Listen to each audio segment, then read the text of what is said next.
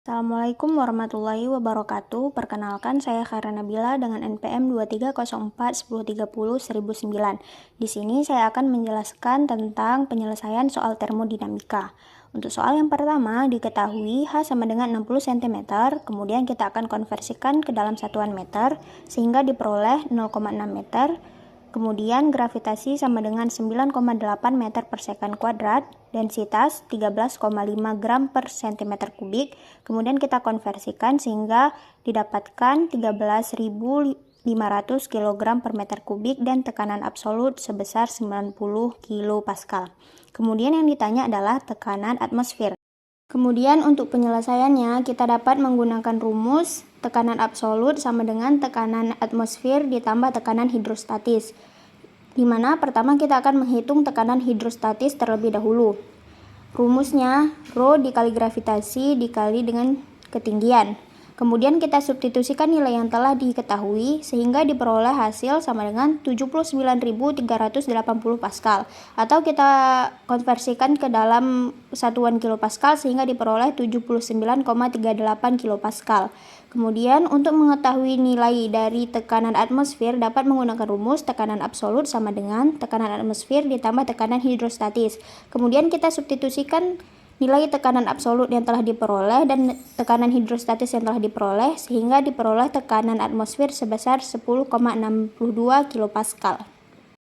Untuk soal yang kedua diketahui T1 sama dengan 175 derajat Celcius, T2 sama dengan 300 derajat Celcius, kemudian P1 sama dengan 10 pangkat 3 kilopascal, P2 1500 kilopascal, kemudian U1 760 kilojoule per kilogram, U2 2785 kilojoule per kilogram, V1 1,125 cm kubik per gram, kemudian kita konversikan sehingga diperoleh 0,001125 meter kubik per kilogram, V2 diperoleh 0,170 meter kubik per kilogram. Kemudian untuk soal yang kedua ditanya H1 dan H2, kemudian delta U dan delta H. Untuk mencari nilai H1 dapat digunakan rumus U1 ditambah P1 dikali V1. Kemudian kita substitusikan nilai yang telah diketahui sehingga diperoleh H1 sebesar 760,12 kJ per kilogram. Kemudian untuk H2 kita dapat menggunakan rumus yang sama, kemudian kita substitusikan nilai yang telah diketahui sehingga diperoleh 3040 kJ per kilogram. Kemudian untuk delta U kita dapat menggunakan rumus U2 dikurang U1, kemudian kita substitusikan nilainya sehingga diperoleh 2025 kJ per kilogram. Kemudian untuk delta H dapat kita gunakan rumus H2 dikurang H1, kemudian kita substitusikan nilainya sehingga diperoleh 2279,88 kJ per kilogram.